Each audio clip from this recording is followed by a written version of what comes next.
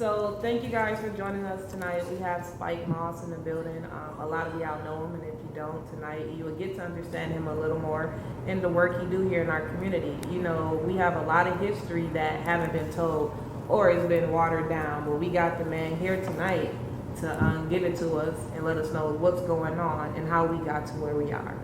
So we're going to kick that off by letting him introduce himself. Well, my name is Spike Moss. I was born in a town called Paris, Missouri, north east corner of Missouri. And I was born in what was called Jim Crow. And in Jim Crow, you could not come to that door, walk inside and be seated in this restaurant. The signs at the door would say white only. It didn't matter if it was a movie show, it didn't matter if it was the hospital, public school, blacks were not allowed. Even though our parents were forced to pay taxes, you were not allowed in a public school. The nearest hospital that would accept my family was 170 miles away. So a good 30% of my mother's relatives died on the journey to get to the hospital. You're too far for an ambulance to come, and on the journey to try to get there, they might lose you in the car. My mother had 3 kids before me, and without the assistance of a hospital or anybody who does prenatal care or a doctor. So my oldest 3 siblings all died. I was the first to make it. My father's name was Wilbert Harry, my mother's name was Irma Jean. So they named me Harry Jean because I was their miracle baby. I was the first to survive being born on my grandfather's kitchen table. So it was different for me from the beginning because what is normal for you was never normal for me. We couldn't go to the city park. We couldn't swim in the city swimming pool.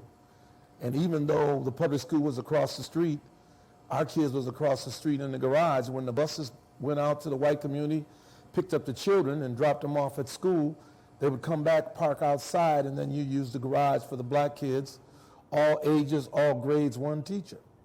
So I thank God that my mother brought me to Minnesota, and I got to see things from a different perspective. But by going home every summer, I would experience Jim Crow again. Even the carnival in my generation would come to town, but the 7th day was the black day, and the merry-go-round and the swing was the only one that would let us ride. So we never experienced all the rides either. At the drive-in, we were in a field to the right side of the drive-in. We weren't allowed to come inside. And they had a giant blowhorn on a wooden chair for sound, and we watched the movie from a sideways position. Even there, they use the N-word, all the N-words you want for 50 cents over there in that field. So my whole experience kind of developed my attitude. So growing up in Minnesota, I think they thought because you had more job opportunities, you would have more freedom. However, unlike the South that said what we can and cannot do, they never voted for that. But in Minnesota, they voted for a legal covenant that said where black people had to live. So most black people, you go south of Glenwood Avenue, down by Bassett Creek, that was your neighborhood. That's where you were allowed to live. And when they were finally allowed to cross Ocean Highway, it was because the federal government built the projects. The projects had a park in the middle called Sumner Field. The law said blacks live on the east side, whites live on the west side, no mixing. I was also with the first group of boys when I was a teenager to literally walk on Plymouth Avenue. You didn't walk on Plymouth Avenue. I was with the first group of kids who were able to go to North Commons, but not without a serious fight. They used to have a teenage dance every Thursday night, and we physically fought to go to that teenage dance. So we were the first to go to that too. But the things that I learned, it was all about discrimination, pain, shame, and hurt and embarrassment to black people. And when I was a young teenager, we were downtown at the Aquatinian Parade, and watching that parade was the day that changed my life forever. We were watching the parade, and they were pushing the people back on the curb, and a young black girl accidentally got pushed off the curb. She turned around to get back up on the curb. The policeman said, "I thought I told you people to back up," and he started beating her with a billy club. We didn't know then. We found out the next day the girl in the hospital was 14 years old. She was a little frail girl. We knew it was a child, so we fought back. That was the first rebellion in North Minneapolis. It spread from Nicollet Avenue downtown, all the way down Washington Avenue, all the way to Plymouth, where we fought till about 2:30 in the morning. We were still fighting. That incident brought the first mayor into the black community, Art Nafrin, and we met in a park down there, Oak Park. And that's where we seen the first mayor ever in our community. And one of the things that was asked, what do you young people want? And we said we want a place of our own where we can be together, where we can do the things we want to do. And they gave us a building called Fishing Unlimited on Plymouth. And we got together, a bunch of kids, and we did the labor. And the professional people, they laid the bricks, we did the paint. And we remodeled that building. And a childhood friend of mine named Clarence Benford Jr., he named it The Way. And he said the way out, the way to a new day, the way to a change of life. And we started that program. Everything that I learned at the Wheatley, I did it at the Way. I did football, I did boxing, I did basketball, I did track. We put in pool tables, ping pong tables. We put in jukeboxes. We had teenage dances. And we were moving forward, but the kids kept complaining about what they couldn't do because they were black. And we decided to start fighting for our human rights and our civil rights. So we did marches and protests for the right to do everything you do now. We fought for our right to be police officers, firefighters, school teachers, principals. We fought for a new North and a new Franklin, which you have. We fought to ride the bus, drive the bus. We fought for the right to be at Hennepin County Hospital. There was nothing that you can think of that people do today that we were allowed to do. All these things were denied black people. And that was the beginning of my fight for our civil and human rights. So we began to fight for their right to have jobs because the community was full of jobs, but they wouldn't allow us to work. And when we started looking at civil rights and human rights, that became a big issue for us. We were already teaching our history. We were already teaching our music. Our music school was in the back of the way. And Bobby Lau was our greatest jazz entertainer. And he went to Japan and won the Yamaha organ contest. You get a $10,000 organ and a record deal. So I said, congratulations, Bobby. But there'll never be any little Bobbies until you come and help us with this music school. So Bobby Lau got Jerry Hubbard, who was the best jazz guitar player, Gene Hubbard, who was our best jazz drummer. He did the keyboard. And he got some brothers, Abner and them, out of Stillwater Prison when they came home to teach the kids horns. And we started our music school, which became the heart of the Way. And out of the first bands, the best band we produced was called the Young Players. And Motown came here 3 times to sign them. They should have went, but they didn't go. But the next generation was the baddest generation we ever had. And the best kid we ever had was in that generation. His name was Sonny Thompson. He's known throughout the music world today as Sonny T. He did a lot of professional traveling with a lot of superstars. But he became, just like Bobby Lau, the lead teacher for the next generation. The next generation brought about the most famous kids we ever worked with. Prince was 12 years old. Andre Simone was 12 years old. Pierre Lewis from St. Paul was 12 years old. Terry Lewis, Jimmy Jam was 13 years old. And we just kept bringing all these kids in, teaching them music right there at the Way. And when Prince turned 14, he was so good, I put him in the best band we had called The Family. He was the rhythm guitar player in the family, and we had to hit the road. We hit the road because in Minnesota, black bands weren't allowed to play. So when you went downtown on Hennepin or over on Nicollet Avenue, you heard the music coming out of the doors and windows. It was all black. But if you looked inside, all the bands were white playing your music. You weren't allowed to play your music, so we hit the black chitlin circuit.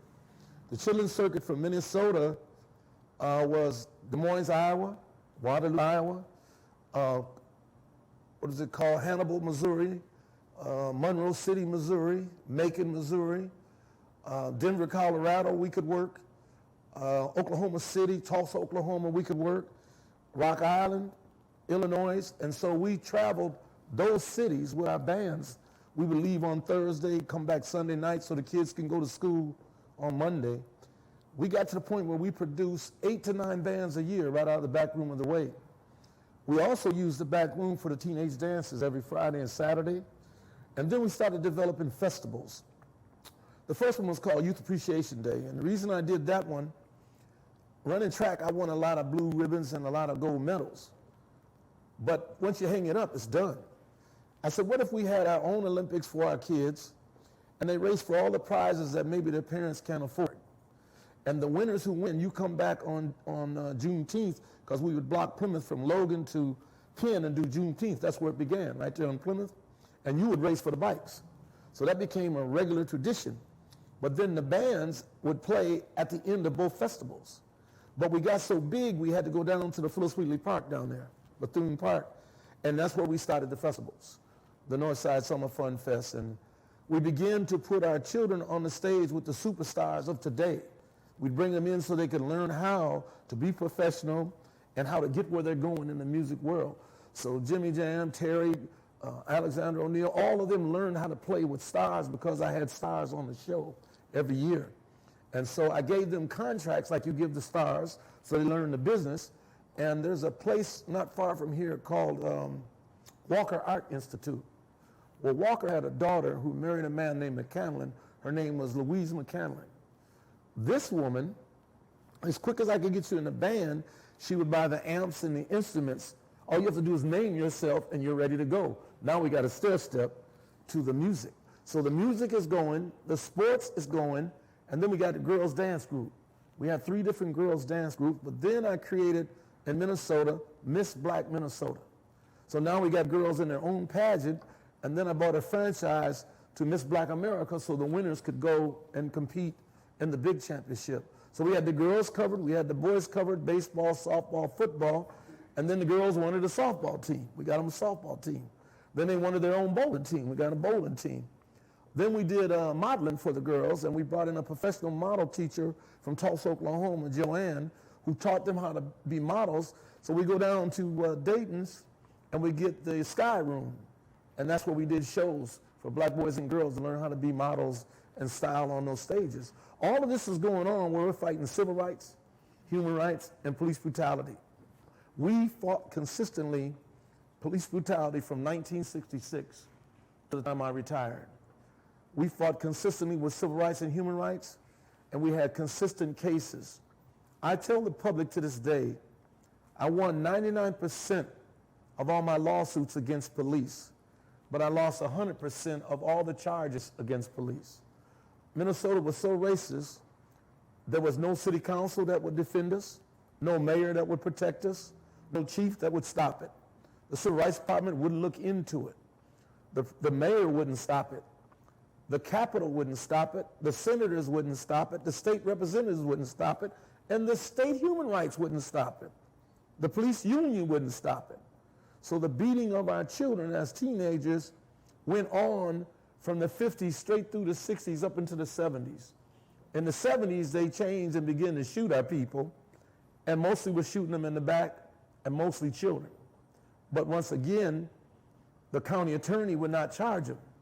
The city would not fire them. So we were dying in vain with no justice. And then they put together what's called the secret grand jury. It's such a secret, nobody knows them, nobody ever seen them, nobody even knows that they really meet. And the secret grand jury always found a white officer not guilty all those generations. Up until Floyd died, we had not won one single case since 1950s. Not one. No police department is that perfect. So when I got on the United States Justice Department police mandated police part, I served for 7 years as the Justice Department researched the Minneapolis Police Department. They found officers with as many as 50 to 60 charges and complaints, never fired, never charged, allowed to keep their badge. The agreement was, if the U.S. Justice Department comes here and brings us together and we can't come to agreement, the Minnesota Police Department was supposed to go in receivership, where someone else runs that police department until it's straightened out. That has yet to happen even after Floyd's death. One of the things Minnesota did great that slowed us down was that Minnesota controls Channel 4, 5, 9, and 11, so the rest of the country didn't know Minnesota was more racist than the South. They did not know because they didn't allow it to leave the cameras here to the world. The day Floyd died, if it wasn't for that phone, it would have never left here. People don't know that Minnesota was more racist than Mississippi. I used to say on my radio show, Minnesota was Mississippi up north. But when they started doing the research in the last 10 to 15 years, Mississippi blacks own more homes than blacks in Minnesota. Mississippi blacks graduate more black kids than blacks in Minnesota. Mississippi blacks graduate and send to college more black kids in Minnesota. Mississippi blacks own more businesses than blacks in Minnesota. Mississippi blacks have elected more black officials than blacks in Minnesota. So I cannot say Minnesota is Mississippi up north. Minnesota got a way to go to become Mississippi. So when you understand, that's what I went through in the battle for their freedom, for their justice, for their sanity in this hellhole called Minnesota, which was viewed as Minnesota nice. We are also the only city before Floyd died. We were the only city in the history of America that had 6 rebellions before Floyd died. No other city can claim that. When Floyd died, we had 3 more. Southside, Northside, St. Paul. That means we broke a record that might not ever be reached. 9 rebellions for the same problem. 9. So, and that wasn't viewed because, once again, only 1 rebellion even made national news. And that's when they sent the National Guard in. So I'm just saying that the behavior here is beyond just being racist. The culture here that we were being confronted with was Nazi, not just racism. It was Nazi. We also are the only state that has every racist group in one state. There's no other state that has that. They might have the Klan, somebody might have skinheads. Minnesota got everybody. And not only do they have everybody, they have homegrown, developed organizations like the All-American Boys, invented by Minnesota. You see what I'm saying? So once a year, Minnesota, out of freedom of speech, would allow them to go to the Capitol steps and spit that poison half a day. I'm willing, when I show you the pictures of Paul Wellstone and I at the Capitol standing up against those groups' right to speak. See, they couch everything under freedom of speech so they can get away with it. Hate and threats of people's life does not belong there. You see what I'm saying? So you're talking about a state that has out-racist the racists all over this country, which is the reason Floyd's death had to happen here. Had to happen here, because no state is as bad as this state. The last study, Minnesota banks are the worst banks towards blacks in the entire country. Of those banks, Wells Fargo, which treats blacks bad everywhere, and then U.S. Bank, said if you could make $140,000, you and your wife, you could not get a $40,000 loan if you were black. A white company only making $40,000 would get the loan. In Minnesota, from the top to the bottom, white people own 99% of all the business. Black people don't own half of 1%. When you look at the school, they failed us tremendously. So there's nothing that they can really brag about except they were able to be racist and hide it well and then vilify anybody who spoke against it. You would be the black militant. You would be a communist. You'd be a troublemaker. Today they call them an activist. And young black people need to stop letting them spin the narrative of what you call yourself. If you say an activist, I got to ask you, an activist for what? But if you told the truth, you're fighting for freedom. You'd be a freedom fighter. Then the discussion goes this way. Who's taking your freedom? And that's why they spent the narrative so they don't have to discuss who's denying you your freedom. So you say activist, and now you don't get to that. If you don't get to that, how can you ever correct it? In Minnesota, the conversation went like this. Well, they're very uncomfortable discussing racism. I said, well, what does that mean? They're uncomfortable. They're not uncomfortable enough to stop. So why are we talking about their comfort? And why is their comfort outweigh the discomfort of the victim and matter that much to you? So you're talking about a lifelong fight to do everything you can think of. You go in stores today, you see black people sometimes selling clothes. We had Dayton's, Donaldson's, and Penny's, and Powers. You couldn't sell nothing in there. We had SS Kresge's and Woolworths. You couldn't sell nothing in there. You could be a janitor. You see what I'm saying? You could be a janitor at Hennepin County Hospital. But you could not practice medicine in the state of Minnesota and be black. If you're going to go to school to do medicine, Dr. Johnson, Dr. Brown Jr., you got to raise the money to open your own practice. They did not allow black people in any of their hospitals, no matter where you graduated. My mother was a nurse. She was never allowed to be a nurse. She graduated here, but she was never allowed to be a nurse. So it was in the 1970s, the Jews built a hospital in South Minneapolis called Mount Sinai. And the Jews said, anybody who's educated in medicine, you can come here. And that's where we went to become our role in a hospital. Before that, you had to have your own practice. Dr. Johnson was over north, Dr. Brown was over south. That's what you had to do. And so the hells of the south held to the hells of the north. You see what I'm saying? A good example, we're in what's called the Midwest, right? In the Midwest, Indiana averages about 48,000 Klan members a year. Illinois is right around 36 to 37. Wisconsin's right around 34, 35. Minnesota's right around 34, 35. You can take all the southern states together, they don't have that many Klan as those states. You see what I'm saying? Now guess who got the most? Yeah. Michigan. Oh, Michigan. 60,000 and up in Michigan, Klan members. So the Midwest is the worst place towards black people. And out of that group, the number one and number two every year is between Wisconsin and Minnesota. They don't teach you that. They got you thinking they're liberal, which is not true.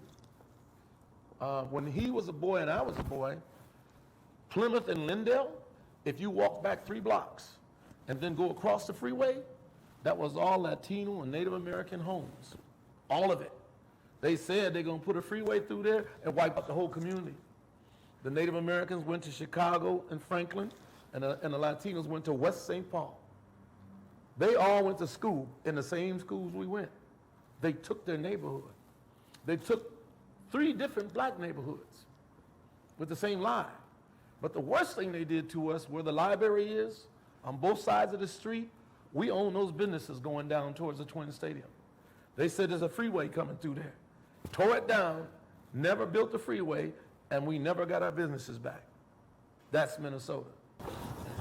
Well, you mentioned what your real name is, but a lot of us know you by Spike. Mm-hmm. You want to tell us how you got that name, if it's a reason why you got that name? My mother nicknamed me Spike. And how I came to really use it, it was boxing. And I started boxing at the Wheatley. You're supposed to be 10. I was 9. I said I was 10. And I joined the Golden Gloves. And I stayed there until I was 26 in the ring, right? I had won 7 gold gloves along the way. Matter of fact, he'll tell you, some of our best boxers on our team were Latino brothers. Bobby, Ralph, Rudy Rodriguez was all, some of the champions with us. We dominated the city in boxing out of the Wheatley, right? So I'm boxing in Chicago, and they introduced the opponent in the blue corner from south side of Chicago, Hard Rock Johnson. And the crowd said, woo! From North Minneapolis, Harry Jean. I looked over at him, his chest inflated, like they called me Aloysius or something. He got so big, oh, this is going to be an easy fight, Harry G. When the bell rang, he literally ran across the ring at me because the name was too soft. I said, I'm going to use that nickname my mama gave me. I'm going to become Spike, and I ain't going to change. And that's where I stayed after that fight. That boy ran at me. I said, I'm fighting for my life to get out of the corner. I said, I'm not trying to embarrass you, Mom or Dad, but we ain't Spike no more. We ain't Harry G no more. We Spike now. Right. Yes, Lord. That's where that came from. So did he get a surprise when he ran across that ring? Huh? Did he get a surprise? Oh, I was from the Wheatley. He'll tell you, his brother will tell you, going to grand school would get you ready for boxing. He'll tell you that. Don't go to recess. All right, you mentioned the Wheatley a couple times. You want to let us know what that is? The Wheatley is, the real name is a settlement house. It is very important in black people who live here's history because the first people who were set free from slavery came up the Mississippi into St. Paul. Those people built Pilgrim Church over there. But St. Paul said that too many people of color are coming. Any more come, send them to Minneapolis. So you're trying to get on your feet, right? So St. Paul then said, we have to build a place to take care of them. The name of the place is called Zion Baptist Church, but its original name when it started was Zion Missionary Baptist Church. Your mission was to help them get on their feet, give them their first boots, their gloves, their hats, a bed to sleep in, food for their stomach so they could get to work. That group, the members of that church built the Phyllis Wheatley. The true name of the Phyllis Wheatley is Phyllis Wheatley Settlement House. Your job was to settle us for generations.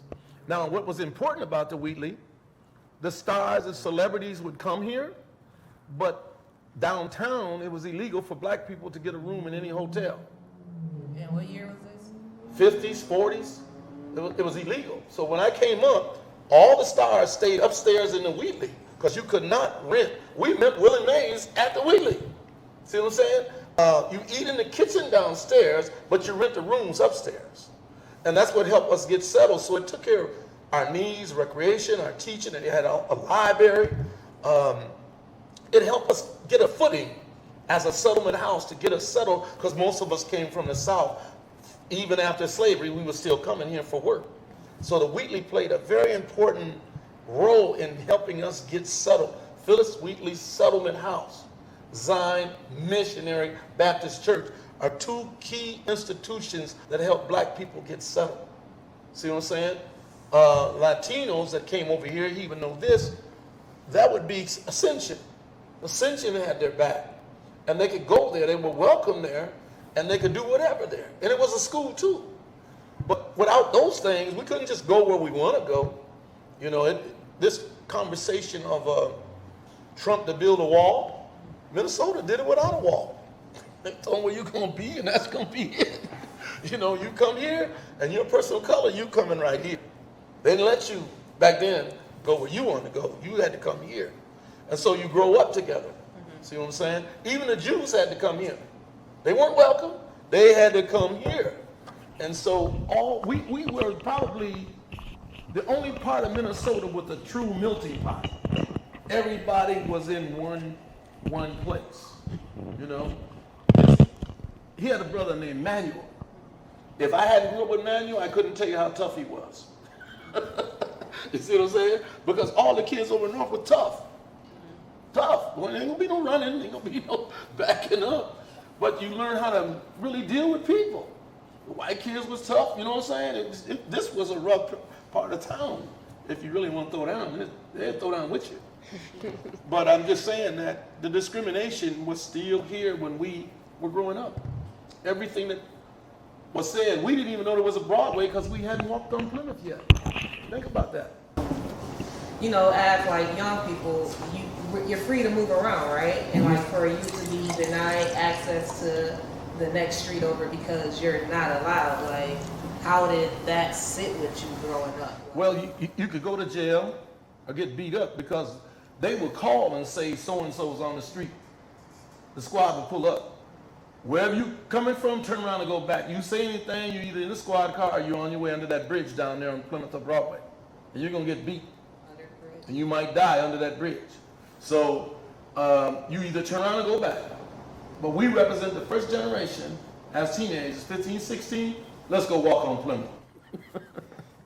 And we did it. We did it. We walked straight down Plymouth Avenue. Never forget it. What gave you the urge to be like, we're going down Plymouth? Like, just tired of taking stuff, tired of being treated the way we were treated, tired of being disrespected. I mean, we couldn't even play sports without the referees cheating us. We couldn't box without the referees. You needed to knock a white opponent, you need to knock him out. Because the judges and the referee, they're going to give him that fight. And football, they would call all kinds of calls against you that are not your calls. And so you learn, even though you're a child, something's going on here. Because the racism here was so thick. Even Miss Ryan in Grant School, did you go to Grant or Henry? She had what was called a rubber hose. Do you remember that? She cut a rubber hose about this long, and she filled it with sand and taped the end of it. And if you did anything wrong, she'd lay your hand on the desk. Wham! Many times that she said you about to get it. And it was legal. But it was only done to kids of color in Grant School. And we grew up with her like that. At Lincoln, we ended up with one white teacher. His name was Dick Scott. They call him Mr. Scott. He would look out after the kids of color. You run to him to get them off you of what they're doing. Dick Scott was from Robbinsdale. His daddy was the mayor out there. You could get to him, you'd be fine, but you need to get to him. You know, at North High, even though we were champions on all of our teams, they took a quota system when it came to sports. So you're lucky to see one brother play football, even though we were on championship teams. One brother played basketball. They told black girls, think about this insult. You can't be cheerleaders because you have too much rhythm. North High. So it's those experiences that develop the way we think and the way we were taking care of our business. Those experiences. So would you say, so I wasn't born until, 97? Mm-hmm. So there was a lot that was paid for me before I was even born, but just for you now and thinking about then, do you feel like you won, like all the work that you put in and all the brothers that you worked with and the sisters that you worked with back then, do you feel like where we at now is a win, or do we have ways to go? You have a long ways to go. What happened was there's a white man named Russ Limbaugh. He went on Fox Network, and every day that he went on, he spit nothing but pure hate. Then the commercials started coming to his show, and when Fox realized the kind of money they could make spitting that hate, they started trying to put a person on every hour on Fox spitting that hate. Well, they spit it so much that all of a sudden, white males and white wives and their children were putting on camouflage, going in the woods, shooting, crawling on the ground to prepare themselves for the race war that did not exist. So what does that mean to you? We're going to make it happen. So they out there year after year training for the race war, and you see them on TV, so you know who to go find and join, right? Well, it didn't happen. So they began to have outbursts across the country where they were shooting people because they were tired of waiting on it. Well, this went on for generations, and each one of those organizations got bigger and new organizations were developed. And all of a sudden, the politicians going to Washington were more racist in the Republican Party than Republican. You see what I'm saying? The Democrats would hide theirs, but their racism would let you know they felt the same way because you were impoverished in every city that were ran by the Democrats. That's where the ghettos were, ran by the Democrats. Then you turn around, these groups started coming forward more than they ever had before. But because of Martin Luther King and those marches, they said, listen, if you want to beat them or kill them and not go to jail, go be a sheriff or police. We in trouble now. We in trouble now. They started joining police departments all across the country with that hate. Sheriffs all across the country. They went all the way as high as the FBI. You see what I'm saying? Today, what has happened, Trump said it's all right to be racist. Who were they waiting for? A leader. Trump's first agenda was, we're going to build a wall and run the Mexicans out of this country.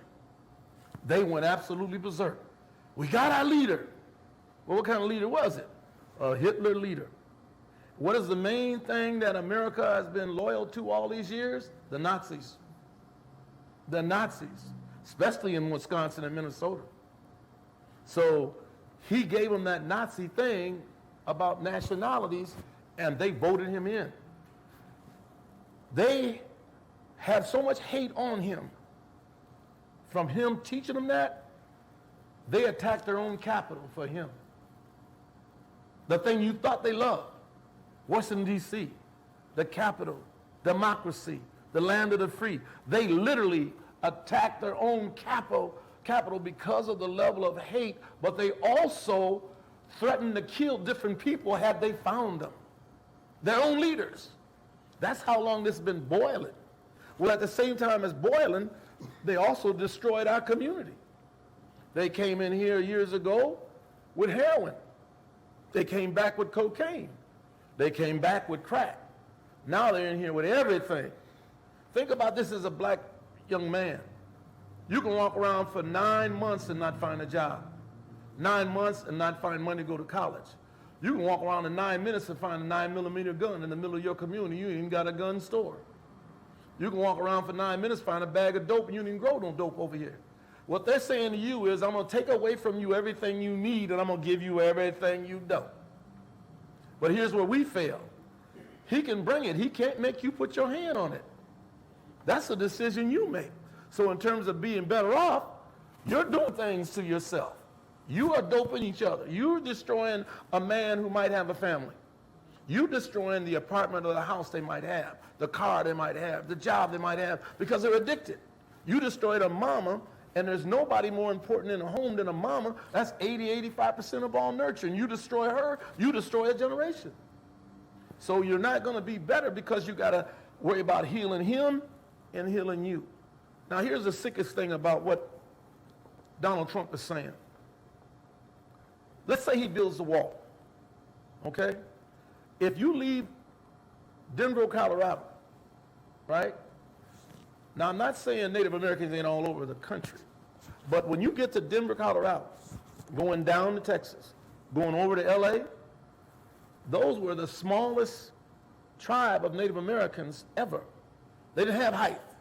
They were little people. Their king was Montezuma. This is where they lived. So when the Spaniards came and taught them how to speak Spanish, right?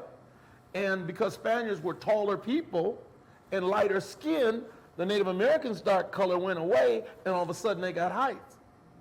So why I'm saying that is, you telling somebody to go home or back where he came from who was originally right here before you got here. He lived here as a Native American before he became a Mexican, before he spoke Spanish. You see what I'm saying? And Trump is saying, let's build a wall and keep them out. Well, I got news for you. I can take you to New York right now. We can get us a cardboard box and put 2 pigeons in it. We can drive all the way to L.A., keep the box closed. Open the box, what you think is going to happen? Where they going to fly to? Wherever? All the way back to New York. He got a brain the size of a BB. He can find his way home, but a human being can't find their way back home in America? Give me a break. Sooner or later, he's coming back home. So what do? He's an illegal alien. That's Trump's mess. How can you be illegal coming back home where you originated from? The Native Americans was from the East Coast to the West Coast in different tribes. But this is their land. All the way down past Texas to Mexico is their land. You take it through what? Force. Bloodshed. Now you say from a sick leader, we got to get these aliens out of here. Even black people don't know. Man, they just come over here getting all of our jobs. How they getting a job you don't want? How they getting a job you won't go to work? You see what I'm saying? You can't let them manipulate you like that. You have to learn the politics and what goes on in this country. You know, I serve on the National Coalition Against Racism in Sports and Media for the Native Americans. I'm a national speaker who goes around the country. We have knocked off a bunch of names already. The biggest name we got is the Redskins. And we're nowhere near done. We're going to get the Chiefs. We're going to get the Braves. And I guarantee you, we're not stopping until we get them. Because that's an insult. You see what I'm saying? But black people need to understand, when you see so-called Mexicans who say Latino, they were already here. Don't let them trick you. They were already here. This is their land. That's what this is. Matter of fact, I tell black people this in colleges all the time. Stop saying LA.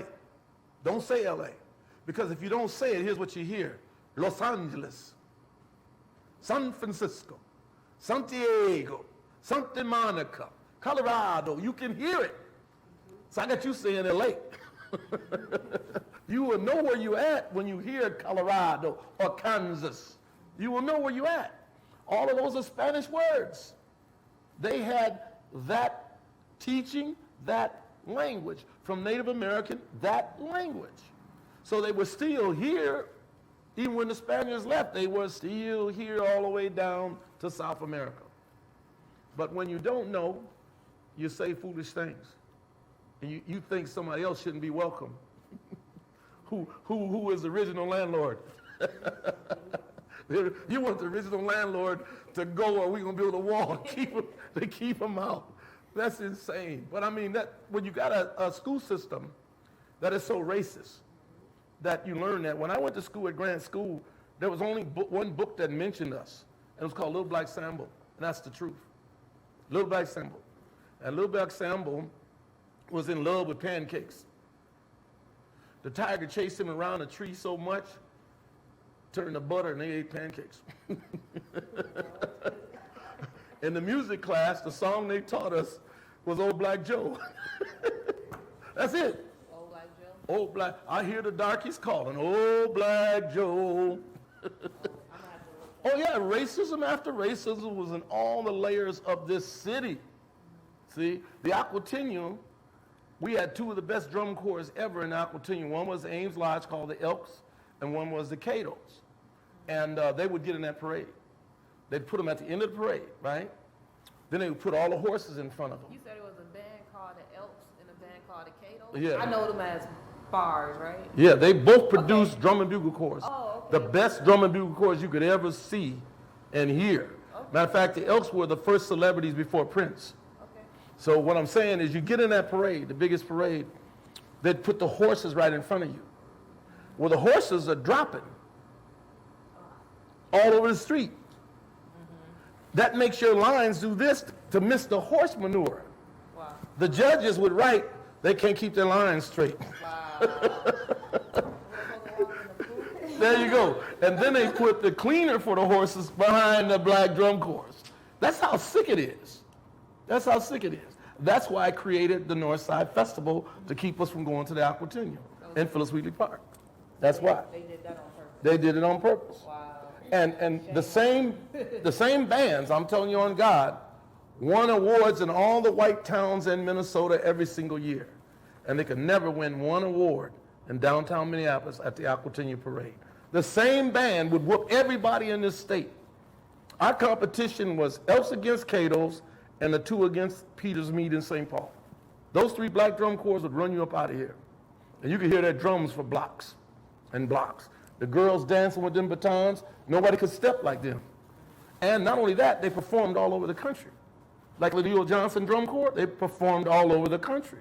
So I'm just saying that talent was here, not just the bands on the stage. We the best drum corps you could ever get your hands on. So it's a hellhole that I used to call South Africa. You can be here, you just can't have nothing. That's South Africa. And everything that we did here, we had to fight for, that y'all enjoy today. We had to fight for. You couldn't go over Northeast unless you were a bunch of brothers going to fight back. You couldn't drive through Golden Valley because they'll probably pull you over. See what I'm saying? You couldn't come up on Broadway, you know? And so we were also the first group to go to North Commons Park. Not without a fight, but at least we went. At least we went, you know? And so we stayed in our circle mostly around Grant School for years. Grant School, Summerfield's where we skated and rode our sleds, and we were comfortable till the police came. We were uncomfortable. Other than that, you know, we lived our lives even in the misery. Even in the misery, we lived our lives, you know. You said y'all lived your lives even in the misery. What like kept y'all going and kept y'all together, and like who, if anybody that y'all had, like any elders you looked up to, or just anybody in the community that tried to keep that togetherness? And then do you have any advice for the generations now, how we can get that togetherness back? Well, first of all, we didn't have anybody to help us with the fight, but we had people to help us with our development. You know, human decency, respect, the importance of education, our coaches.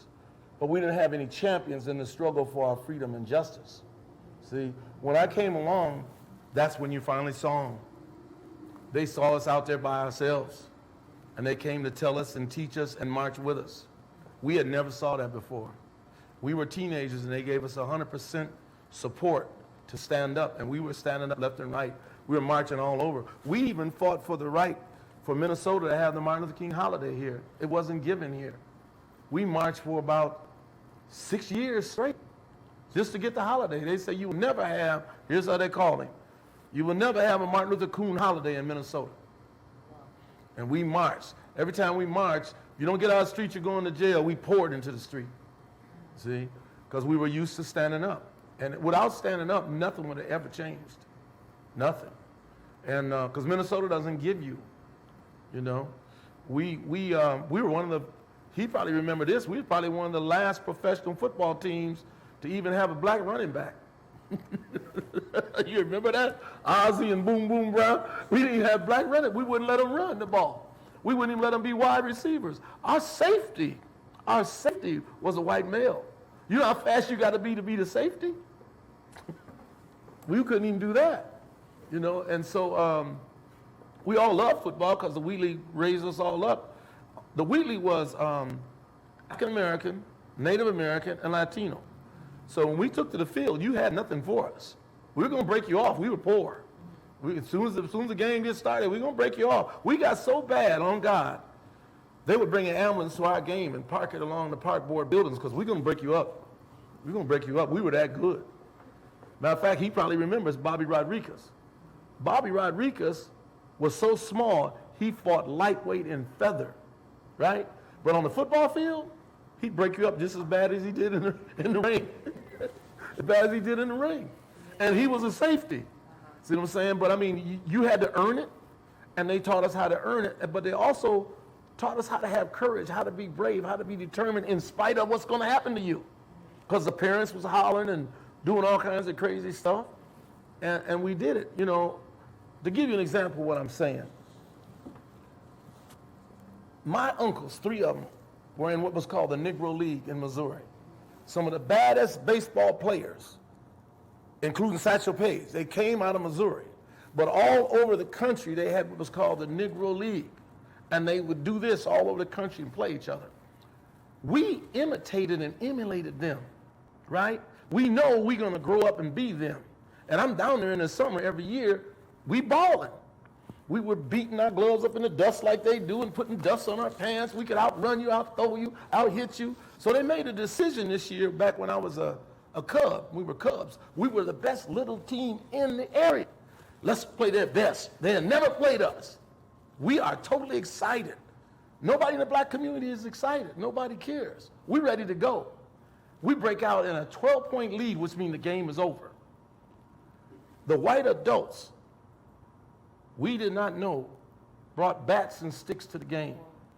They pushed the bullpen over and entered the field and started beating the black kids. Many of them were friends and cousins of mine. We ran in every direction. When you get to the covered bridge, that's how you get back into the town of Paris, right? They blocked it with a pickup truck. Now, you either stay and take the whooping or you get in that Missouri Salt River. That river has currents and water moccasins, right? The only reason we knew how to swim in it is because that's the only place we was allowed to swim. So we knew how to get around those currents and get across that river. We could hear them kids howling and screaming as we're leaving. And then we saw the damage the next day. But I bring it up for this point. Just like them, we loved our elders so much, we were going to do that. But check this out. After that day, I never played another game of baseball in my life. I never picked up the bat, the ball, the glove. I played football here, ran track and box here, but I never, and I know I was going to be a baseball player. But that pain, as a little boy, to see that over a game, no pro, no money, no benefit, to get beat like we got beat for winning a game, I never, ever played another game for another team in my entire life. Kids up here didn't even know I played baseball. That's how it hurt. But these are basic things that were happening to us legally. You had nowhere to register a complaint. Nobody went to jail. They just had a free fall on us, and you pick up yourself up, wipe your blood, and go home. No different when I went to the marches. You didn't get to see in the South all of us laying there bleeding on the ground. They didn't film that for you. But they pick you up and they take you to jail, right? But you see no lawyer and there is no bail, and you don't get to see no doctor. Everybody got blood all over their clothes and their body and everything. You sitting in there waiting on a judge to go to court. Lesson again, Spike. The longest I spent 2 weeks without bail. Down there in Alabama. 2 weeks without bail. And no phone call. They brought a old dusty wooden bucket with a silver rusty label around it and a rusty label in it to get water. So I never got water. They didn't let us get a shower. I wouldn't eat the food. 2 weeks later before I got out of there. Dang. Nobody knows where you're at. Larry Spellman, he lived over north. He was with me. Spike, you think they're going to ever let us go? I said, no, Larry, they're going to kill us. That's what I really believe. And I said it every day. Everything they did when I heard the keys rattling, they're going to kill us. I really believed it. One particular march, there was a sister calling herself shielding us because we were younger, so she's marching in front of us. But she's 63, 64 years old, heavy-set black woman. The cop comes up.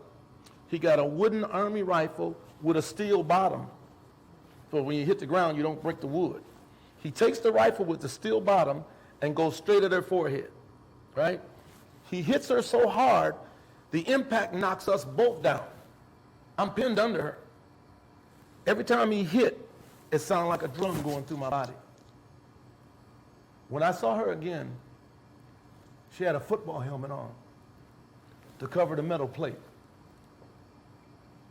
It's things like that that made me who I am. It's what you witness, what you see, what you go through, the pain of it all, the suffering of it all. It developed what's called Spike Moss. And the denial of opportunity, of possibility, of hope, of not going to a hospital when you need to go. My mother's oldest brother, Ruby, he died in the car because he got some meat stuck in his throat. He could have went across the track to the clinic and they could have pulled it out with those snippers. But on that journey of 170 miles, he choked to death in the backseat of the car. You can't let go of things like that. You might want to. Or my mother, celebrating the day she graduated from nursing school, she worked every day to get the money to go, and no one told her, but when you graduate, we don't hire black nurses. I kept that picture of her in the uniform and the celebration in the house the day she graduated. See? Now let me give you the pain of my mother. And this broke me too. My mother's doing day work, right? A nurse, doing day work, scrubbing floors and washing people's toilets. I got a job at Henry Hamburger's on the corner of Fremont and Plymouth, 15 years old. There was a Glenwood V store right down in Olson where Seed Academy is. I got a job there. I got full of myself. Today's the day. I'm gonna catch the bus and go over there where my mother's working, and I'm gonna get her up off her knees. So I come to the door. Of course, the lady knew me. I said, I came to see my mom. Oh, she's in the bathroom working right now. I go to the bathroom. She's down there with the scrub brush and the bucket. I said, Mom. Mom, you ain't got to be on your knees no more. I got 2 checks. Tell me which one you want so you can come home. Understand what I'm saying? My mother looked up at me. She said, son, I'm all right. I pouted all the way home that I couldn't get my mother up. And it was 3 or 4 months later, still pains me today, I realized they had broke my mother. She was no longer a nurse. That pains me to this day. I couldn't save my mother. So when you understand that, y'all have not been through what we've been through. If you love your mother, you would know what I feel. You would know she could have any check of mine that nurse gets up on her feet. Got me all teary-eyed over here too. Well, I'm just being honest with you, the pain of it, to see her with a scrub brush and a pail on her knees, and she's a nurse, it devastated me. And it's still hard for me to talk about it. But at 17, she said, son, I've always said when I get big, I'm gonna be a nurse in Minnesota. Let us go to school. You're gonna go to school, Mama? I'm going to school. And she went to night school after she got off work to get that diploma. And that broke me down. And I can see now it still breaks me down. But that's what our people went through. You know, every step of the way, you got pushed down, pushed back, not allowed, held up, misused, disrespected, beaten, and murdered. I had the fire in me because my grandmother's father, his name was Nelson. He was the last preacher in the family. And they took me to church before I knew I was in church. I was too young. And then they raised me in that church. And when I got here, I went to Hosley Memorial. And then the Wheatley they didn't have Boy Scouts.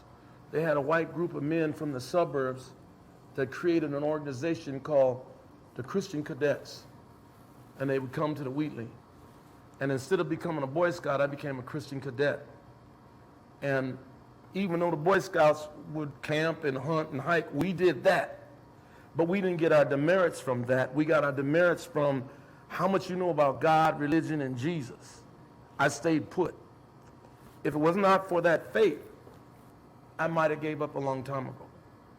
But the fact that I felt God was with me every time I moved, that's why I stayed put. And I think that's how I got over. Believing that God would get me back home no matter what happens. And I just kept that belief. From that upbringing, from grandmama to aunties to my mother to the Christian Cadets. That's what kept me going. And I still believe God will make that walk with you. I tell young people every day, you don't have to be a religious fanatic, but you need to believe in God. You just have to believe in God. He'll take it from there. And I survived a lot more than I can even share with you. But your battle is going to be to get you, first of all, to stop disrespecting yourself and each other. Your battle is going to be, don't let that N-word they use on us become your word. Throw it away. You are an African people. And when he used the N-word on you, it was to bring you down. For you to use it is very disrespectful for all of us who died and went to jail and was beat. Your job is to make sure that black women know they're not B's and H's. They're women. That's your job. Once you heal, you can then get into my job. But as long as you're not well, you can't lead each other nowhere because you can't stand the sight of each other. I said in a lot of my speeches in the last 5 years, this generation of black men, the Klan has killed for 170 years black people, the KKK. Black men today have killed more black men than the Klan in 170 years. I said, in the Vietnam War, African Americans unfairly, unjustly were 7% of the front line in a 5-year war. This generation has killed more black men than the Vietnam War. The police on the average in the United States of America kill 1,020 to 1,029 people a year. You kill that in one city. You see what I'm saying? The real war with you is to heal so you can deal with the war. The influence that he used on you was to destroy you, and he was successful. That's why you got radio stations that play negative music in your head and telling you you got a problem, pop your trunk and get your gat. and blow him away. And you're listening. They use the B word on y'all so much you use it on each other, and you accept it if a boy calls you one. When his brothers and I went to school, you couldn't tell a girl she was a B. She'd look at, what did you say? You're going to fight her and all of her brothers for saying that word. These girls respond when you say, come on, B. They come on. So your battle is to educate and reteach and re-respect. And then you can deal with what I'm dealing with. Because your big battle is not the 240 years of slavery. It's not 100 years of Jim Crow. It's not the denial of opportunity and oppression. Your big battle is us against us. You have to win that battle to help us. That's your battle. You have to win that battle to help us. And right now, you're losing that battle every day. You had 600 carjackings. Most of them were black women.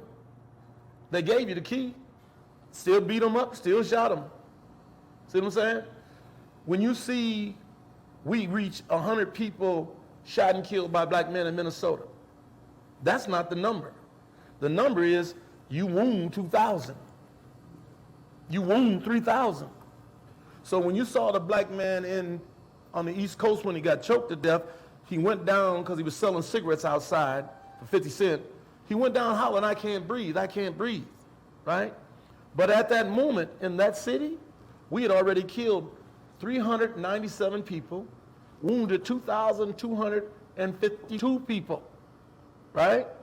In Chicago, when that young man went down, he was shot 16 times, most of it on the ground. You watched it on TV. But at that moment in Chicago, we had shot and killed 587 people, killed them, and we wounded 2,236 at that moment. The year wasn't even over. When the year was over in Chicago, they had already shot 4,700 people. So this generation has to learn about you to get to me. My generation was fighting for our survival. My generation would have to fight you now to survive. Where you at? Lindell and Broadway selling poison to your people. If another group comes up and try to sell, you'll kill them. See what I'm saying? This is the first generation. Any excuse justifies murder. So for the young people to see this, that madness is not going to give us anything. It's only going to erase us. When I did the gang summit, I went to Washington, D.C. to the National Press Club, and I announced to the world, I'm about to do gang summits. You can reach me in Minneapolis, Minnesota. Shut pop. Them brothers joined me, traveling across this country. We saved thousands of lives of young black men. Most people don't know the National Peace and Justice Gang Summit originated right here, North Minneapolis, and we carried it to the world. When we did the reunion, we went back to Kansas City to hear the young men tell me, thank you. I went to school. I graduated. I went to college. I got married. I got kids. I got a good job. That's all I heard when I went back to the reunion. But to know your family was in the middle of that. You see what I'm saying? Steve and Chubb, they were right hands to me when I saved those lives. This generation, you're going to have to do that again. Same way I did it. You got to go to L.A., you got to go to Chicago, you got to go to Detroit, you got to go Ohio. Even the East Coast, I went all the way out there, New York, you know. I mean, there was nowhere, Michigan, where it was going down. St. Louis, Kansas City, Dallas, Houston, San Antonio, I'm running through all of that. And y'all got to do it again. But the reason you can't, you're not well yourself.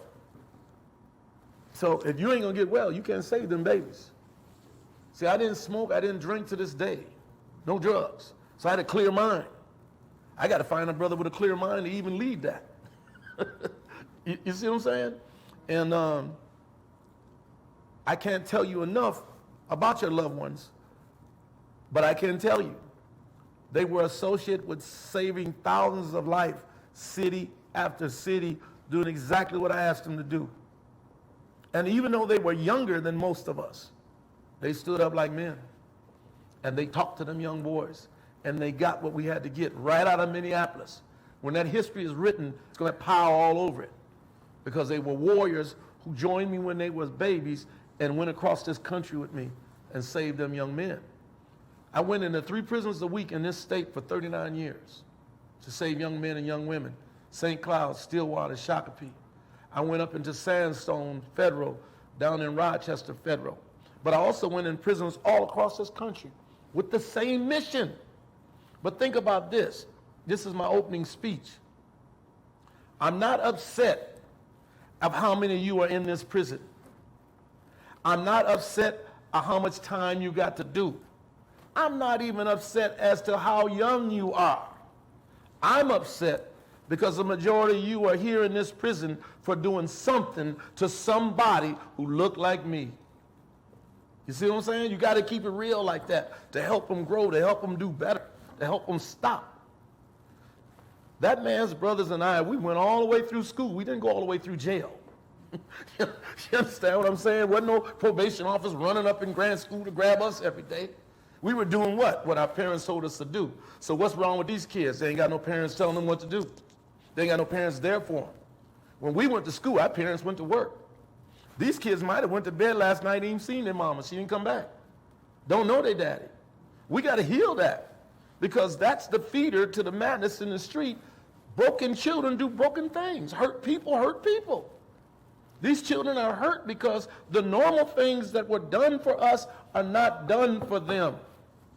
See? You show your kid love. You show your kid respect. You show your kids you want them. We had a generation that shows none of that. What's your full name? My full name? Nicole Sade Powell. Nicole Sade. So, answer this question. What did your mother call you all the time? What name did she call you? If she called you, what did she say? Cola. She say what? Cola. Cola. Okay. Now here's what I'm gonna get you. When you did something you had no business, what did she call you? Full name. Full name. And what does that say to you?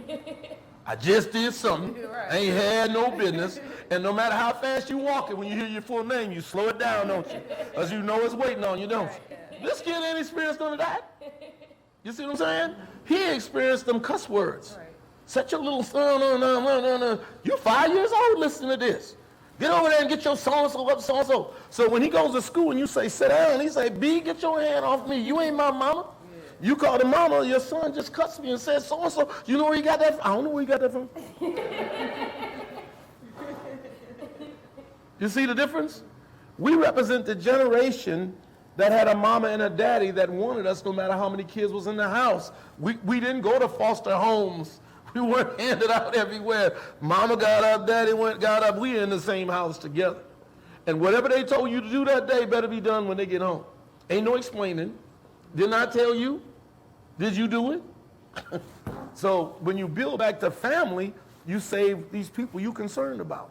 But when you don't get that woman well, and I'm not picking on women, understand this. A woman is 80 to 85% of all nurturing. If I'm lying, listen to this. Put your shoe on like this. You got your shoe on the wrong foot. Button your top up like this. You got it buttoned up wrong. Grab your toothbrush like this. Put your toothpaste on like this. He's 80-some% of all nurturing. A man's lucky if he gives 10%, let alone 15%. You see what I'm saying? So when you take the woman out of the scenario or she's broken, you just destroy the family. See, how do you know not to jump on the couch? She told you. How you know not to go outside till she tell you? She taught you. You see? Hold your fork like this. Cut your food like that. Don't sing at the table. Stop dancing at the table. Come in here and say your blessing for your prayer for you eat. Say your blessing before you go to bed. Put your dirty clothes over here. Run your bath water like this. So that's really the key to what we need from you is we need you to get well and then help other young ladies get well, which will help the males get well. You don't know your own power. You don't know your own power. The love that we have from our mothers, we go to our grave over that love. You have become a generation that will cuss your mother, will threaten and intimidate your mother, will hit your mother, and finally kill your mother. We never did nothing like that. Whatever mama said, it's done. And the daddy would tell you, I know you didn't, And they tell what your mom, what she said, you better get it done. Do you think that all happened because when they say you can go to jail for hitting your kids now? Well, you go to jail for hitting your kids because it wasn't just hitting them. Yeah. They became abusive. See, if I hate me, I end up hating anything that look like me. So in the process of whooping you, I'm whooping me. You know what I'm saying?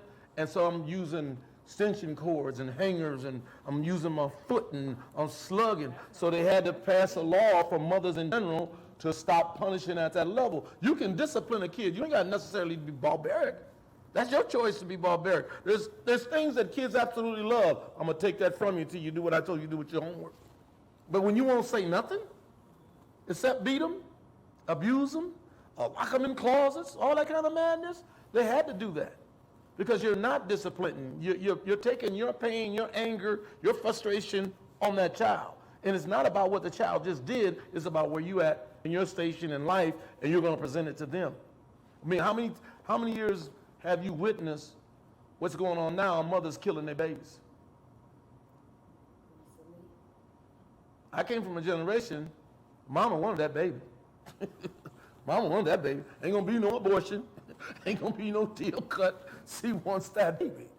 So you're a generation, life don't even matter. Look at your biggest battle right now. It's abortion. It's abortion. The right to kill that baby. Think about this. You have what's called the overnight pill, right? So if you take that pill, you ain't even gonna get pregnant. Then you got birth control. You ain't gonna get pregnant. So why are you waiting 4 or 5 months? What are you waiting to see happen? Is the baby a prop for something else? And when the something else don't happen, marriage, I'm gonna kill that baby. So here's what white males are looking at. The people of color outnumbering us. We got to stop these white girls from killing these babies. That's not your battle. That's theirs. That's what that's about. Their numbers are going down. You're going to get voted out of power. And this is how the racist groups are thinking. So we got to get that woman together. So everybody else thinks it's about abortion. No, it's about numbers. Stop her from killing us because we're going to get voted out of office. But did they figure that out? They out there talking about the right to kill them babies. And he knows most of them. You had the overnight pill. I used 5 months pregnant, and now you want an abortion. Yeah, you got the overnight pill. In Minnesota, birth control stuff is free. So they know what they're doing. But that's not your battle. Your battle, and he'll tell you as a Spanish brother, Latino, Spanish, Native American, Asian, and black, we're going to have our babies. Am I? We're going to have our babies. So when he grew up and I grew up, we was in a school where a whole lot of people had 13, 14 kids, 8 kids, 9 kids at grad school. You remember that? Whole tribes was in that school. Yeah, they just went and got an extra job. They just go get an extra job, right? And they loved all their kids. So if you really want to have a baby, you should know, can you love it? You should know you got a roof. You should know you have the finances. You see what I'm saying? But if you just, I'm going to just have a baby, take it to my mama's house, I don't know where I'm going to go from here, you already messing up.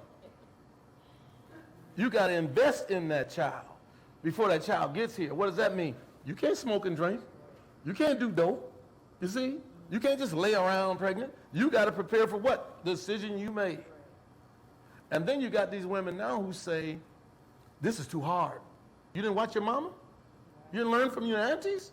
They didn't tell you? Oh, you thought you just set the baby down. No, there's work with this. There's work with this. But that's why you got to have a women's group to make better women, better mothers. But you got to also remember, both of you, I'm saying to you, you don't get well, we lose as a people. I don't care what nobody else does. When I go, I go. When mama goes, a family goes. It's a big difference. A big difference. And my mother never needed my dad to come home. She was ready. Try her and see. But don't make me. I used to tell my sisters all the time, if it's your turn to get spanking from mama, do not answer any of her questions during the whooping. They so ignorant, they wouldn't listen. Didn't I tell you not to do so-and-so? Yeah, mama. Well, don't do it again. Now, there's no way to answer it. You could have said, no, you didn't. You're lying to me. You can't get out of it. So don't talk back. Shut up. The whooping gets like this here because you won't shut up. Just take the whooping. Just shut up. That's what a black mama teach you. Didn't I tell you? Don't say nothing. Take your medicine. I know you done went through it. One of y'all said something back when you So I'm just saying, that's why we need you to get well. Because all these kids out here, those are motherless kids. How can you stand there and sell drugs all day and your mama ain't come and got you? Man, I'm trying to figure that out. Ain't came and got you. If my mother told me to be at the house of such and such, my mother's looking for me. I was 15 years old. Mom, I want to go to this party down the street. She said, they had some trouble over there last week. I don't want you to go. I kept badgering her. Mama, I want to go. I want to go. I want to go. I'd go back to the bedroom, wait a little while, come back again, hit her up. Go on, boy, and go. I tore out the house. I had a great time. I walked in the house, stuck the key in the door before I could turn the light on. Pow! I grabbed my jaw and looked. I said, it's my mom. I said, Mom, what you hit me for? You went to that party. I said, Mom, you told me to go to the party. No, I told you no. You kept badgering me. You're going to learn not to badger me. And she went upstairs and went to bed. No, I didn't try it again. We done. Listen, I done boxed that long. Ain't nobody hit me that hard. 7 gold gloves. My mama, I couldn't even tell the fellas. My mama knocked me down. One shot. Yeah. But the lesson, don't badger me. You hear me when I tell you. She waited up for me in that chair in the living room in the dark. He coming home. Lesson learned. You see what I'm saying? But that's a real mama. That's a real mama. Shoot, real mama gonna stand up for what she gotta do, and you're gonna listen. I listen, I learn. To this day, I don't smoke, I don't drink, I've never done drugs, you know, just stay this way. Work out. You get invited back to that party? You'll go? No. When my mother said no after that, I never even asked her again. That y'all was it was so hard. See, my mother's a farm woman, so her strength is like any man on the farm. She hit me, I'm telling you, no boxer ever hit me like that. And I was standing with my feet open, they slid together without my permission. That's how hard, I didn't even know they slid together. I would have said something to her, but there was so much water in my eye, I couldn't tell where she was at, but I know she was there talking to me. It was raining in my eyes, she hit me so hard, man. But the lesson was learned, you know, that's your mama, she said no, you shouldn't have badgered her like she said. And Mama, can I? Okay. My room, shut up. But that's a real mama. You stand with your kids. You make sure they understand. When you don't, they stand out there till they get killed, till they go to jail. When you don't, they're driving by shooting somebody, dragging somebody out of a car because you're saying nothing to them. It starts with the parent. And the strongest parent, that's where the strength is. When you ain't got no mama, all kinds of stuff will happen to you. That man there will tell you, in our generation, the worst disappointment we could do is to disappoint our mom. Period. All the other things you could do, you did not want to disappoint your mom. That was our generation. No kind of way. When they had school things where mother's supposed to come, our mothers would all come. They were still women, still real mothers, still loved their kids. Knew them by name. Call you by name in a row. You know what I'm saying? But we got to rebuild that, is all I'm saying to y'all. And start with a girls' organization, build it into a women's organization, and you'll see change. But babies without you will never make it. They'll never make it. So since we have the moms group, we need a youth girl group? Yeah, because they're going to be the ones that make the mistakes. They're going to make the mistakes that they're making right now. You know, look how many of them in your generation, baby got shot in the house because of somebody they was dealing with. Baby got shot in the car because of somebody they were dealing with. Or they got shot with somebody they're dealing with. So if you're not going to teach them, we're going to lose them. We lose them, the kid loses. It is the strength of the woman. That's the anchor of the house. Daddy's supposed to go get that bread. You know what I'm saying? And if a woman want to work, she's still going to give you instructions. Ain't no kids in here today. I don't want nobody in the house today. Don't leave the porch today. And if you do leave, guess what the other kids do? Mama, she left. Don't answer the phone and don't open the door. So that's the difference in us and you. We were ready. You're not ready yet. You're in the middle of madness. And the thing you hate the most is what you see in the mirror. And Michael Jackson told you in his song, The Man in the Mirror, take a look at yourself, he said, and make that change. That's this generation. They need to look in the mirror. Take a look at themselves. You can see what's wrong. Make that change. And then you two women, you tell all of them you see. Don't use the B and don't use the H word on each other. Stop it. Stop it. Tell the brothers, don't use that N word. Stop it. They're going to argue, so what? You got to heal. How you going to tell white people don't call you the N word and you doing it all day, everywhere? Well, when are you going to be African people? He can take it from you and rename you, but why would you accept a new name? You need to be who you are. In your own culture, your own history, you need to understand that. And especially you women don't understand. You're a first woman and you don't understand that? You don't understand you really did come from kings and queens? You don't understand that? You see what I'm saying? That you had religion before anybody else? The Bible itself, do you know for generations, the second or third page in the back, what was the map in the Bible? See what I'm saying?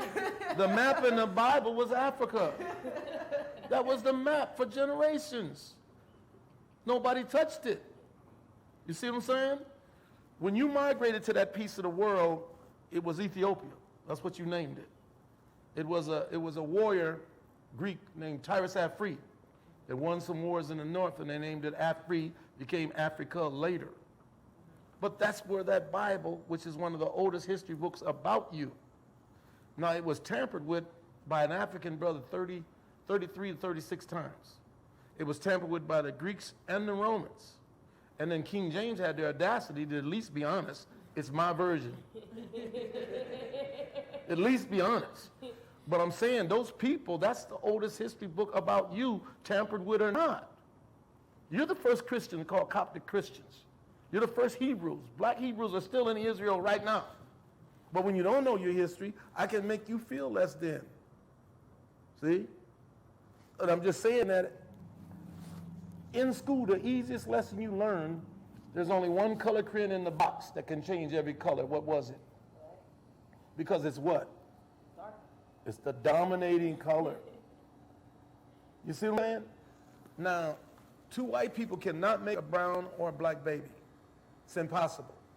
You can make a snow white baby. He's called an albino. He'll have no melanin and no pigment. Caucasian people have no melanin and no pigment. So who does that tell you they're from? And you can still make a albino. They can still not make a black baby. If you take an albino with another African person, you create another shade. Before the water came, the land was the bridge. The people are everywhere. He's playing a game called racism to make you think you're in a different race. And I can treat you different. But as a mother of manhood, you have to learn that lesson yourself. How can you be a B and H as the beginning of mankind? It's a very important lesson that no school teaches you. Who's supposed to teach you? Your elders. You're an African people. The oldest culture, the oldest history in the world. At the end of 2021, on the national news, they announced, second week of January, they found the bones of an African brother in South Africa over 1 million years old. So the question is, how old were we when we lived in Iran and we called ourselves Persian people from Persia who migrated in that land that we named Ethiopia, today called Africa? How old are we really? Because if you were over 1 million years at the bottom of Africa, how old were you before you got there?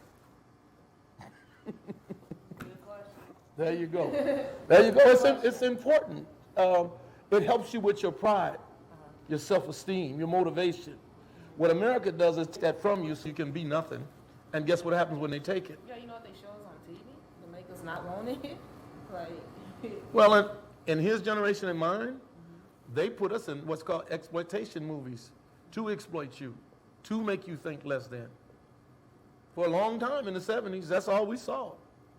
See? So I'm just saying that we can heal it, but our women got to heal first. Got that lesson? I got it. could talk all day. No, we ain't. You just told me you didn't give me, you didn't give me no contract. We ain't doing that without no contract. You see this man? They think they just bought a slave, man. You see what I'm saying? I'm free. I'm free. See, two masters up here. And don't whip me. Look at she moved around. Did she move around? Yeah, I mean, like, appreciate you. I mean, like, you full of so much wisdom, like I said. You know, I mean, you're a library, and we need to hear this. We need to know this. And Well, when you live it, you can tell it. I mean, yeah. Thankful you hear it, you can live it, and you can tell it. That's why my ears open. See, when you hear people stutter, they didn't live it. If they stutter, they didn't live it. I ain't living it. I'm listening. I'm taking it all in. I gotta listen, you know, because the information that you sharing with us today is stuff I didn't know of. Like everything. Like I never knew that Oaks Memorial Highway was full of black businesses. Mm-hmm. I didn't know that our celebrities, when they came into town, wasn't held in a weekly because they couldn't Get a room downtown. Like I didn't know. Like it's a lot of I didn't know, but you know, in the schools they don't teach us what we should know. They teach us what they want to tell us. I can't control you if you think better of yourself. Exactly, and they did a real good job with that. You know. See, well, they had us. Yeah.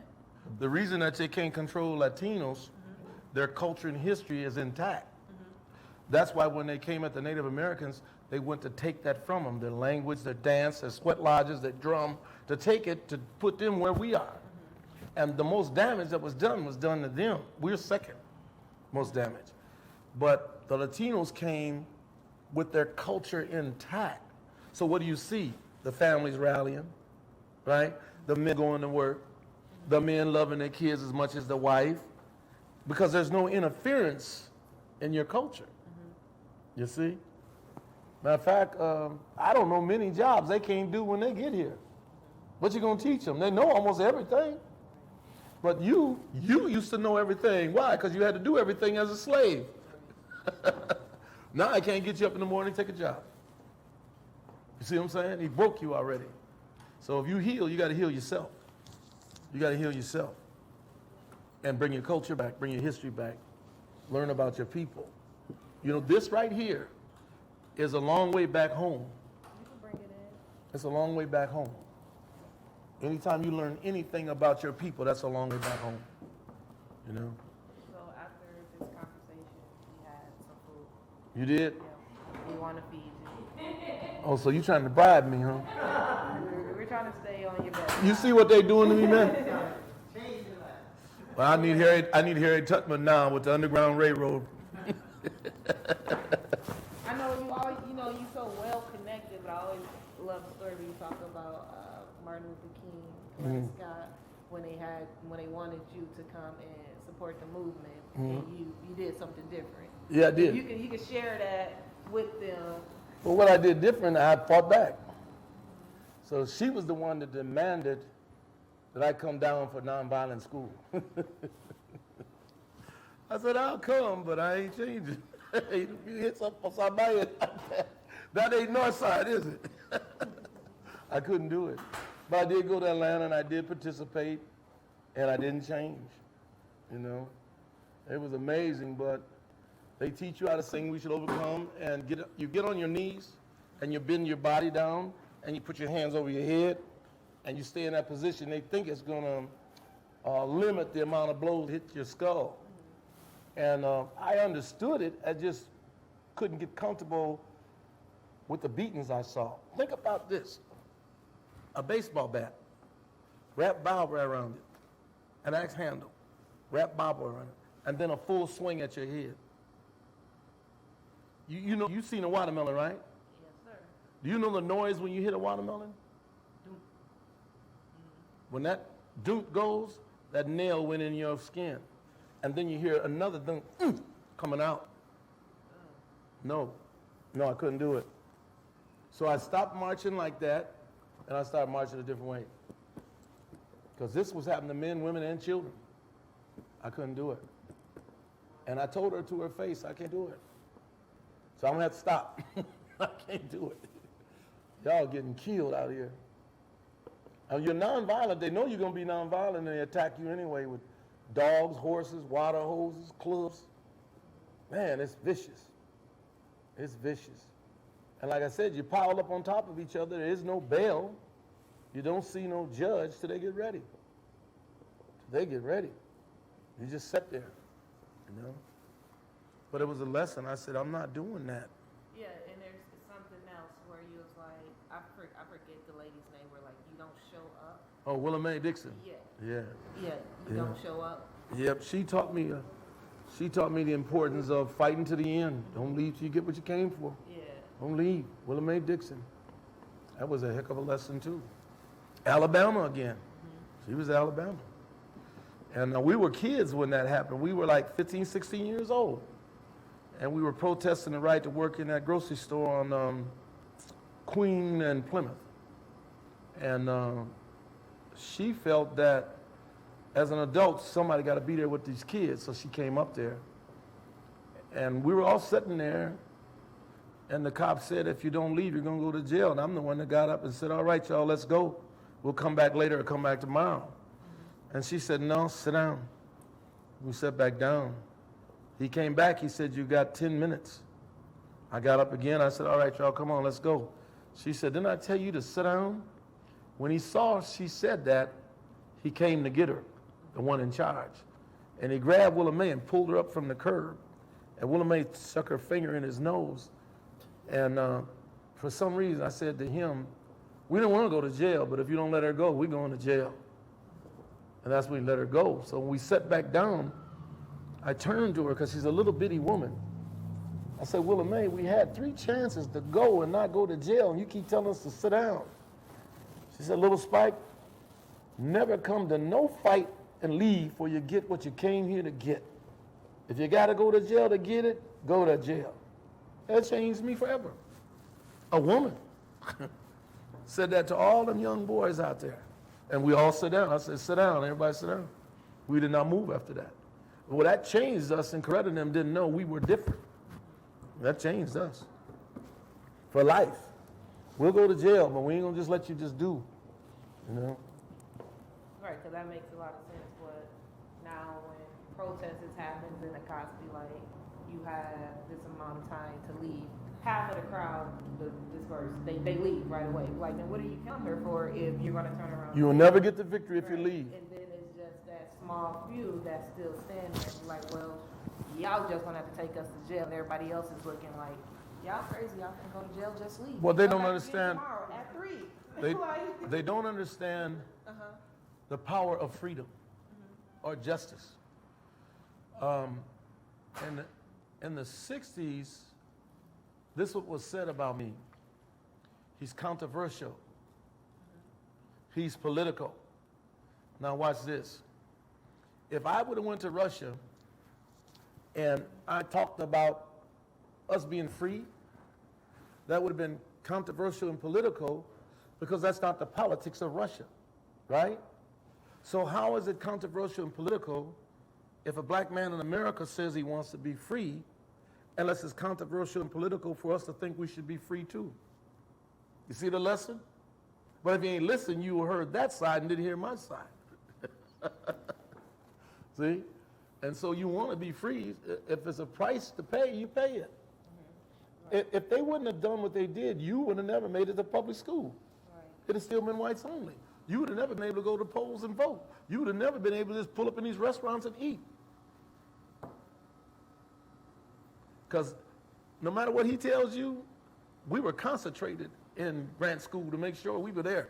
The second school was Harrison. I mean that. Literally. Literally. So there's a poem by Maya Angelou, right? Where she put the 2 poems together by Dunbar and herself. Mask and Old Man, right? Where she talks about having to, grin and just to get through, right? Having to be submission to people to survive. Like taking all of that so we could be who we are today. Like it was so much that they had to embody and take to stay alive. And some people may look at it as them being weak. Like, are you gonna let that happen to you? Well, you have to kill me first. We're like, nah. in order to survive is these things that we had to do in order to survive. Well, if you look at your ancestors, most of what I did, they got killed. It was really that real. To put you down, I would kill as many of your babies and your women as I would your men. See what I'm saying? Have you heard the story about General Custer? No, I'm sure you can tell me. He was in the cavalry. And then the Braves would go off to war to meet him in the battlefield. He would come in the back door to the village while they're gone. He'd kill the women and children, the old folks. He'd burn the village, burn the corn, pollute the water, kill off the buffalo, and then he'd ride off. You know what they paraded him around as? What? A hero. What? A hero. He did it so much, it drove all the Native American chiefs to come together to just deal with him. You understand what I'm saying? Because he was doing all this wicked stuff. They wiped him out in something like 2 or 3 minutes. That's how mad they was at him. We would have did the same thing. But the punishment, the tarring and feathering, the boiling oil, the chopping off limbs, the lynching, the rapes, you see what I'm saying? They made us watch that happen to our people. And now you. See, can you imagine 2 donkeys or 2 horses, and I tie you between them and whip them and rip your body apart, and you're alive? To a man or a woman? I'd be traumatized. Well, can you imagine be put in boiling oil alive? Tarred and feathered alive? See? So it teaches you to do what? Obey. That's where that comes from that she's talking about. Because you knew the madness that could happen. So before I endanger all of y'all, that's what happened. See? That's what happened. Just like the Native Americans, they didn't want to stop fighting. They were looking at what was happening to the women and children. Let's just stop. Let's just do what he say. Because what is he killing? Your history, your future. They did not have cannons, but they did not want to lose everything they loved. They loved that more than the land, their families. We were slaughtering their families as a country. See, when he arrived here, there was over 20 million Native Americans. When he got done slaughtering them, it's about close to 12 million still alive. They lived on 82 to 83% of the land. When he took the land, they lived on 2 and 3%. They drew up 400 treaties. They broke all 400. You see? So how do you feel you can win? And this is the state, Mankato, when they made a decision to kill 400 Native American men, women, and children in one day. Hang them. And it was Lincoln who said, I can't let you kill that many. Go to the Capitol in St. Paul, count the steps, and that's how many you can kill. Oh, wow. And that's what they did. Minnesota, right down there in Mankato, Minnesota. Oh, wow. Yeah. So, with that, we're going to end this conversation. So I'm free? Eat this food right here. So I'm free? Yeah, taste it. We're going to grab more. Hey, free at last, free at last. Thank God Almighty, I'm free at last. We appreciate you, Spike, for hanging out with us and talking to us, sharing all that wisdom you got there. I know you got a lot more, so we're going to start bugging him. He's going to get tired of us, but So we that appreciate you. she just admit I gotta hide from her, that's all. That's all. I'm gonna do it too. Yes, and The Invisible we have to Man. Shout out to Legacy for giving us this opportunity to help share these stories from members like you in our community. So with that being said, we're going to end it. Appreciate you. I love you. Thank you. You was my uncle's now man right here, so I had to be like, we need him, because it's like having my uncle right here too. I mentored them when they was youngsters. I mentored them. And they became very valuable to this community. Yes, big time. Don't you ever forget that. Very valuable to this community and saved a lot of lives in America. I can't forget it. Yeah. Kids know him very well and never met him. Really? So that's, you gotta keep it up. They were heroes. I mean, they were heroes. To be that young and save that many lives, they were heroes.